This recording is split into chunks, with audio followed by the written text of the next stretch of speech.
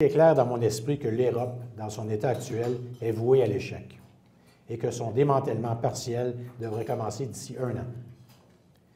Mais comment celui-ci se produira-t-il?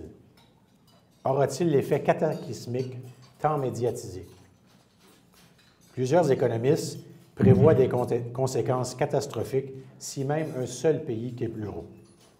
La firme Variant Perception est d'avis contraire et vient de publier une étude très exhaustive sur le sujet et ses conclusions pourront en surprendre plusieurs. Au cours des derniers 100 ans, 69 pays ont quitté leur zone de devise avec somme toute peu de volatilité économique. Les mécanismes de rupture monétaire sont complexes mais faisables et il existe un grand nombre de précédents. Des défauts planifiés et un réaménagement de leur endettement, en parallèle avec des dévaluations de leur devise, sont non seulement inévitables, mais même souhaitables. Leur départ de l'euro et la dévaluation de leur devise accélérera les faillites, mais construira un tremplin puissant vers l'avant. La périphérie européenne pourra dès lors recommencer à croître rapidement avec des bilans allégés et des taux de change compétitifs, comme l'ont fait plusieurs autres pays récemment, comme l'Asie en 1997, la Russie en 1998 et l'Argentine en 2002. Les conclusions clés de leur importante analyse sont les suivantes. 1. La cassure de l'euro serait un événement historique, mais il serait loin d'être unique et spécial. 2. Il existe dans de telles réorganisations un plan d'action que toutes les expériences récentes ont adopté avec succès. 3. Le passage de l'euro vers une nouvelle devise pour les pays qui choisissent cette voie peut être accompli rapidement et efficacement. 4. Les pays de la périphérie ont 2 problèmes. Le niveau d'endettement qui peut être résolu par une restructuration de la dette, mais le manque chronique de productivité de leur économie ne peut être réglé de façon réaliste que par une dévaluation de leur devise qu'ils parviendront à faire en quittant l'euro. 5. Le départ de l'euro dénouera les débalancements existants et cristallisera les pertes qui sont déjà présentes. Les marchés ont déjà fortement escompté la détérioration de la situation en Europe et l'impact sur les prix est en partie absorbé. 6. Les défauts et les restructurations de la dette devraient se faire en quittant l'euro, en convertissant la dette dans la nouvelle devise et en forçant un réaménagement à escompte de la dette existante. Depuis l'année 1800, la Grèce a fait défaut 5 fois sur sa dette, le Portugal 5 fois, l'Espagne 7 fois. Il y a eu plus de 250 défauts souverains au monde depuis 200 ans. Septièmement, à cause de la spirale causée par le départ d'un seul pays de l'euro, il est probable et même souhaitable que ceux qui ont à partir le feront tous assez rapidement, les uns après les autres. La Grèce et le Portugal devraient définitivement quitter l'euro. L'Irlande, l'Espagne et l'Italie devraient le considérer fortement. Presque 100% des dévaluations ont été des surprises. Pas si vous êtes venu ici aujourd'hui, par exemple. Il n'y a aucune raison de croire que ce serait différent pour l'euro. Neuvièmement, l'exit n'est pas sans coût, mais les coûts sont gérables et en fait nécessaires. Le principal effet secondaire macroéconomique d'un défaut serait une inflation plus haute. L'histoire est remplie de cas de crises bancaires qui mènent à des faillites souveraines, qui mènent à de l'inflation. L'inflation est un remède à un haut niveau de dette en érodant la valeur ou le fardeau de cette dette. Finalement, les parties qui tiendront le sac dans le cas d'un exit de l'euro, d'un défaut et d'une dévaluation de la dette seront bien entendu les banques allemandes, françaises et anglaises. Elles devront probablement être recapitalisées avec des fonds publics, comme l'a fait le gouvernement américain en 2008 avec son programme TARP. L'expérience de l'Islande est intéressante. Après son entrée en dépression il y a 3 ans, l'Islande vient de connaître un rebond impressionnant.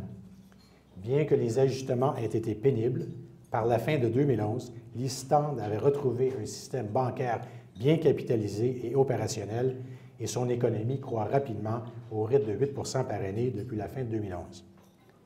L'Islande a maintenant retrouvé l'accès aux marchés internationaux d'emprunt.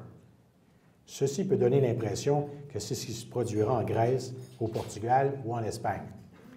Mais le facteur clé dans la renaissance de l'Islande a été la chute de sa devise, qui a entre autres aidé substantiellement sa position concurrentielle vis-à-vis ses exportations. Une devise plus faible a éliminé le besoin d'une longue et pénible période de déflation des prix et des salaires et a réduit les chances de crise de la dette dans laquelle l'économie se contracte c'est-à-dire que l'économie se contracte alors que la dette ne cesse d'augmenter. La leçon de cette expérience récente et de toutes les autres qui ont précédé est que les pays de la périphérie européenne ne pourront vivre l'expérience islandaise que si elles quittent l'euro et adoptent leur propre devise. Les problèmes en Europe vont se régler. La question est de savoir si on va élever le diachylon d'un seul coup rapide et violent, mais pendant une courte période de temps, ou si on va y aller à tâtons pendant plusieurs années. J'ai l'impression que l'Europe pourrait vivre d'ici peu sa propre version du printemps arabe de 2011. Les mesures sévères, fiscales très sévères et l'impact majeur qu'elles ont sur le chômage et la qualité de vie en Grèce, au Portugal, en Irlande et en Espagne, et peut-être même en Italie, sont susceptibles de faire sauter la marmite. Surtout que le taux de chômage des jeunes avoisine les 25 % quand ce n'est pas 50 %. Quelques mots sur le Japon. Le stratagème de Madoff s'est effondré pour une raison principale. Il y avait plus d'investisseurs qui vendaient que d'acheteurs. Aussitôt que ceci est arrivé, c'était game over. Selon le plus récent recensement, la population du Japon a atteint son sommet il y a quelques années à 128 millions et en a perdu 3 millions depuis ce temps. À cause de son isolation et de son absence ou presque d'immigration, le déclin de la population ne fait que commencer. Ceci est une bien mauvaise nouvelle pour le pays dont le bilan d'endettement est le pire au monde, avec un endettement de quelque 230 % de son économie. Rappelons que ça commence à aller mal, passer 90 %. Le Japon a la pire dynamique d'endettement au monde. Sa dette représente 20 fois ses revenus. Il y a plus de personnes quittant le marché du travail au Japon aujourd'hui que de personnes y entrant.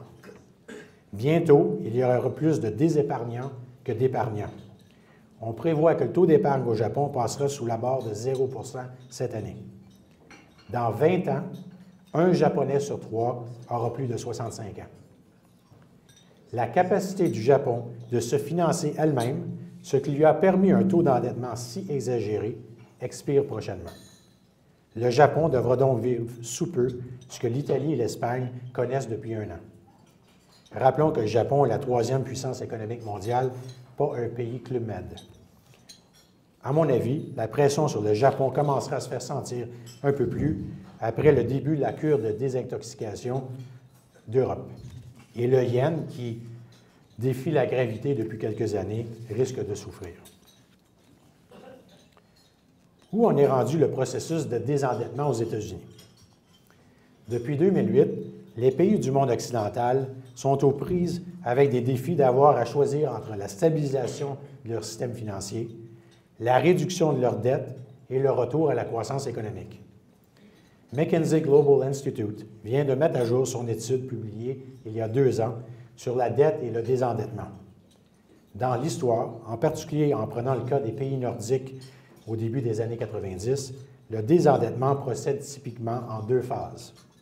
Plusieurs années de réduction de dette du secteur privé, particulier et entreprises, et de récession, suivies par une période encore plus longue d'expansion économique et de réduction de dette du secteur public. Où en sommes-nous rendus? Le désendettement qui a débuté en 2008 s'avère long et douloureux, exactement comme l'expérience historique le prévoyait.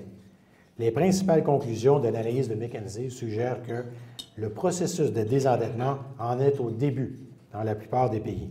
En fait, la dette totale a augmenté dans les 10 principaux pays économiques d'Occident depuis la crise de 2008, surtout à cause de l'augmentation de la dette publique. Le ratio de dette sur la taille de l'économie n'a diminué que dans 3 pays au monde, dont les États-Unis. Les États-Unis ont fait le plus de progrès à cet égard. Les ménages américains ont réduit leur dette par rapport à leurs revenus par 15 %, plus que tout autre pays. À ce rythme, il devrait atteindre un niveau soutenable d'ici 2 ans, pas 20 ans, 2 ans. Ce désendettement a certes contribué à la croissance économique anémique de l'économie américaine depuis 2008. C'est beaucoup plus long en Europe. Il devrait s'écouler encore plusieurs années avant que celle-ci atteigne le niveau atteint aux États-Unis. Finalement, la dette publique aux États-Unis a augmenté rapidement depuis 2008. Elle a baissé au niveau des entreprises et des particuliers, mais elle a augmenté au niveau gouvernemental. La baisse marquée des revenus fiscaux et la hausse des dépenses, telles que les paiements d'assurance chômage, en sont la cause. Parce que les États-Unis sont entrés dans la crise financière avec des déficits grandissants, la dette gouvernementale a atteint son plus haut niveau depuis la Deuxième Guerre mondiale. La prochaine phase de désendettement où le gouvernement devra débuter le processus de réduction de son déficit et de sa dette nécessitera des décisions politiques très difficiles que les décideurs n'ont pas eu le courage de prendre à date. La question est de savoir si le gouvernement américain adoptera des politiques volontairement ou si les marchés forceront ce changement, comme il se produit en Europe pour plusieurs pays. Mon idée est que les secousses du démantèlement partiel de l'Europe seront assez fortes pour rehausser le sentiment d'urgence et d'inciter à une collaboration plus grande entre les partis politiques américains. Parlons maintenant du contexte d'investissement. Je passe mon temps à répéter à mes clients qu'il y a le contexte, mais qu'il y a aussi le prix qu'on paye pour le contexte. L'investissement idéal est celui dans lequel on achète à bas prix quand ça va mal, juste avant que ça aille mieux.